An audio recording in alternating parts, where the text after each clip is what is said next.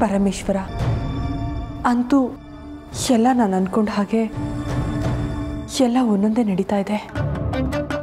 ನನ್ನ ಪ್ರತಿಯೊಂದು ಹೆಜ್ಜೆಲೂ ನೀನು ನನ್ನ ಜೊತೆಗಿದೆಯಾ. ಮೊದಲು ನನ್ನ ಶೇಷ ನನಗೆ ಸಿಗೋ ಹಾಗಾಯಿತು.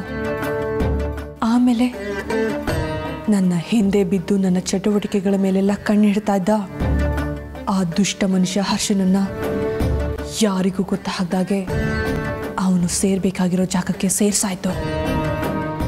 ಈಗ ನನ್ನ ಇನ್ನೊಬ್ಬ ಶತ್ರು ತಾಯ್ತದ ಪ್ರಭಾವದಿಂದ ಹೊರಗಡೆ ಬಂದಿದ್ದಾನೆ. ಅಂದರೆ ನನ್ನ ಕೆಲಸ ಮತ್ತಷ್ಟು ಸುಲಭ ಆಗಿದೆ. ಇನ್ನು ನನ್ನ ಮುಂದಿನ ದಾರಿಗಳು ಸ್ಪಷ್ಟ ಆಗ್ತಾ ಹೋಗುತ್ತೆ. ಶತ್ರು ನನ್ನ ಕಣ್ಣಿಗೆ ಬೀಳೋದೊಂದೇ ಬಾಕಿ. ಅವನು ಎಲ್ಲಿದ್ದಾನೋ ಹೇಗಿದ್ದಾನೋ ಒಂದೇ ಒಂದು ಸಾರಿ ನನ್ನ ಕಣ್ಮುಂದೆ ಬರೋ ಹಾಗೆ ಮಾಡಿಬಿಡು. ನಾನು ನನ್ನ ಶತ್ರುನ ಪತ್ತೆ ಮಾಡಬೇಕಾಗಿದೆ. ನನ್ನ ಮುಂದಿನ ಹೋರಾಟಕ್ಕೂ ನಿನ್ನ ಆಶೀರ್ವಾದ ಬೇಕಾಗಿದೆ ಪರಮೇಶ್ವರ. ನಿನ್ನ ಆಶೀರ್ವಾದ ಸದಾ ಹೀಗೆ ಇರಲಿ. ಅವನು ಎಲ್ಲಿದ್ದಾನೋ ಹೇಗಿದ್ದಾನೋ ಒಟ್ಟಿನಲ್ಲಿ ಅವನು ನನ್ನ ಕಣ್ಣು ಮುಂದೆ ಬರೋ ಹಾಗೆ ಮಾಡೋ ಜವಾಬ್ದಾರಿ ನಿಂದು.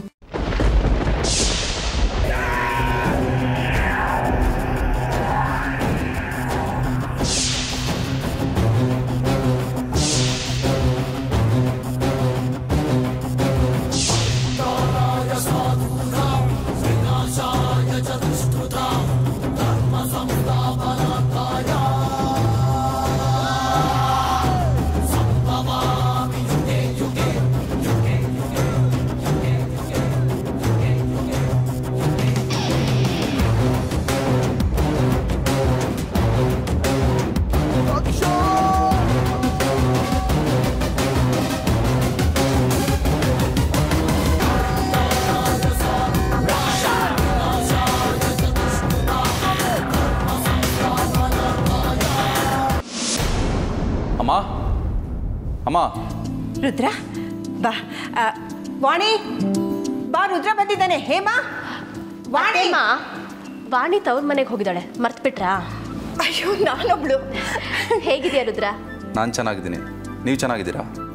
ಏನೋ ರುದ್ರ, ನೀನು ನಿಮ್ಮ ಅಣ್ಣನ ಹಾಗೆ ಕೆಲಸ ಅಂತ ಮನೆ ಮಕ್ಕಳು ಸಂಸಾರ ಯಾವುದು ನೆನಪಿಲ್ಲದೆ ಹೋದರೆ ಹೇಗೆ ಹೇಳು?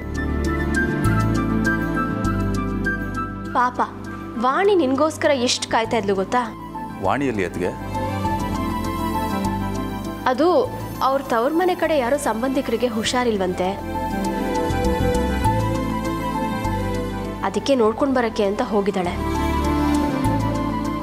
ಅಲ್ಲಪ್ಪ, ನಿಂಗೆ ಮನೆ ಕಡೆ ಒಂಚೂರು ನೆನಪಿಲ್ದೆ ಹೋದರೆ ಹೇಗೆ ಹೇಳು? ಅತ್ತಿಗೆ, ನಿಮಗೆ ಗೊತ್ತಲ್ಲ ಆಫೀಸ್ ಟೆನ್ಷನ್ ಎಷ್ಟೆಲ್ಲ ಇದೆ ಅಂತ. ಈಗ ತಾನೇ ಬಂದಿದ್ದೀನಿ. ಹೀಗೆ ಮಾತಾಡ್ತಾನೆ ಇರ್ತೀರೋ ಅಥವಾ ಕಾಫಿ ತಿಂಡಿ ಏನಾದರೂ ಕೊಡ್ತೀರೋ? ಏನು ನಮ್ಮ ಅಮೃತ ಪೂಜೆಲಿ ಪೂರ್ತಿ ಮುಳುಗೋಗಿರೋ ಆಗಿದೆ?